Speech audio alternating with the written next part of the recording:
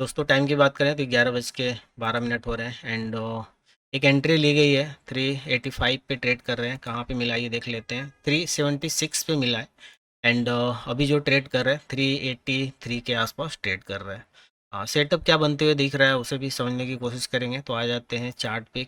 Okay, अभी यहाँ पे एंट्री क्यों ली गई है एंड इससे पहले एंट्री क्यों नहीं ली गई उसके बारे में हम समझने की कोशिश करते हैं। ठीक है, ट्रेड हमें इसके आसपास मिला है। चलिए पहले उसे समझ लेते हैं कि इससे पहले हमने ट्रेड क्यों नहीं लिया और यहाँ पे एंट्री का हमने क्यों वेट किया है। पहले यहाँ पे जो है ना ये रेंज है, ये रेंज को हम पहले मार्क कर लेते हैं। ठीक है, ये प्रीवियस डे का प्रीवियस हाई है। प्रीवियस डे का हाई अगर हम देखें तो दिस है, ये प्रीवियस हाई है। ठीक है, यहाँ पे हमने हाई लगाया था, इसके बाद एक रेंज में हमने ट्रेड किया है। और आज अगर हम देखें ना तो आज क्या हो रहा है उससे पहले समझने की कोशिश करते हैं। स्लाइटली गैप अप खोलते हैं, ये जो हाई है ना, ठीक है, इसी को हमने टेस्ट किया है और फिर यहाँ से हम नीचे आए हैं। यहाँ पे हमें सपोर्ट मिला है दिस, ये जोन से हमें अगेन सपोर्ट मिल रहा है और फिर कंटिन्यू ऊपर की तरफ जा रहे हैं। अगेन हमने ट्राई किया इसको ब्रेकआउट करने का, ध्यान देना कितना इंपॉर्टेंट लेवल है। अगेन सेलर यहाँ से नीचे लेके आए, नीचे आए, बट हमें ध्यान देना है कि जो हमारा आज का डे लो है ना इसको हमने होल्ड किया है। ठीक है, इसको ब्रेकआउट ना करते हुए इससे पहले ही हम ऊपर की तरफ जा रहे हैं। एंड हमने फर्स्ट टाइम क्या किया ना, ये जो हमारे लिए रेजिस्टेंस था इसको हमने ब्रेकआउट किया। मैं यहाँ पे वेट कर रहा था कि मार्केट अगर रीटेस्ट के लिए आता है, ठीक है, इसके आसपास रीटेस्ट के लिए आता है तो एक एंट्री हम ले लेंगे।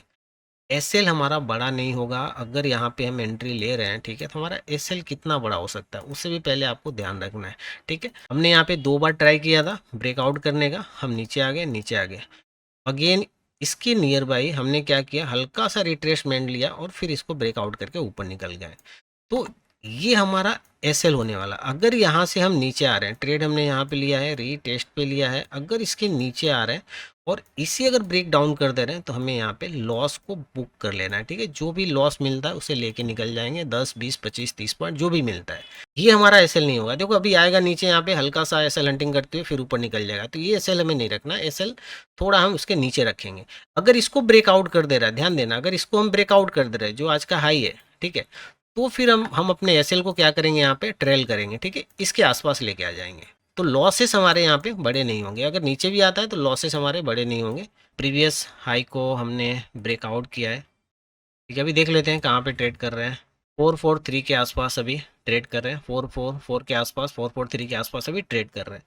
ठीक है, अभी अगर यहाँ से हम नीचे आ रहे हैं तो ध्यान देना, अब अगर हम नीचे आ रहे हैं तो ये हमारा एसएल होने वाला है। ठीक है, अब इससे ज़्यादा वेट नहीं करेंगे। अगर यहाँ पे आता है जो भी वहाँ पे लॉस दिखता है उसे लेके निकल जाएंगे। प्रीवियस हाई को हमने ब्रेकआउट किया, उसके हिसाब से एसएल को हमने यहाँ पे ट्रेल कर दिया है। 375 पे हमें मिला है। ठीक है, टारगेट कितना होना चाहिए, 100 पॉइंट।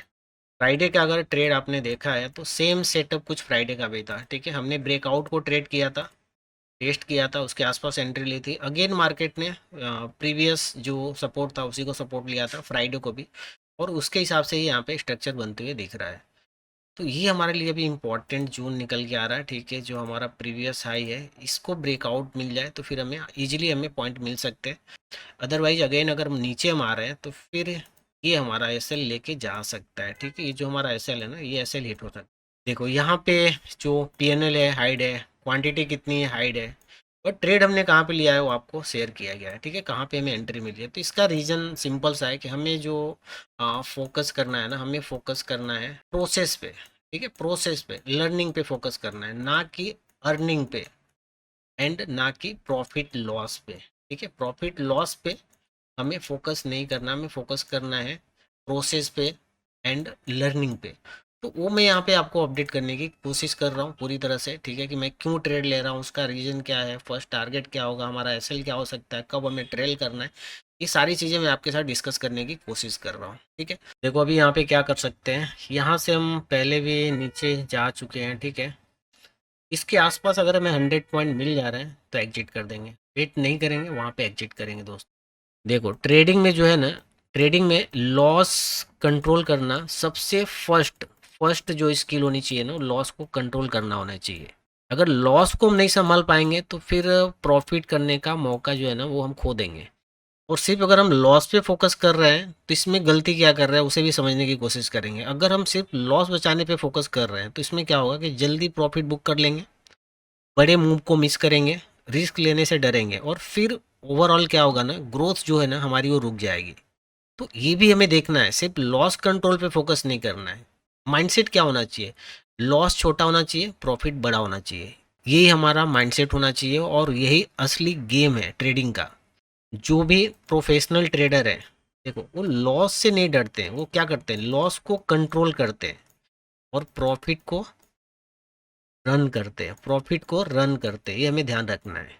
ओके, चलो यहाँ पे एक क्लोजिंग हमें मिल चुकी है, तो ये जा सकते हैं। हमें 100 पॉइंट चाहिए, 100 पॉइंट मिल सकता है। ओके, चलो हमें 100 पॉइंट के आसपास मिल चुका है, तो पहले तो यहाँ पे निकल जाते हैं, ठीक है।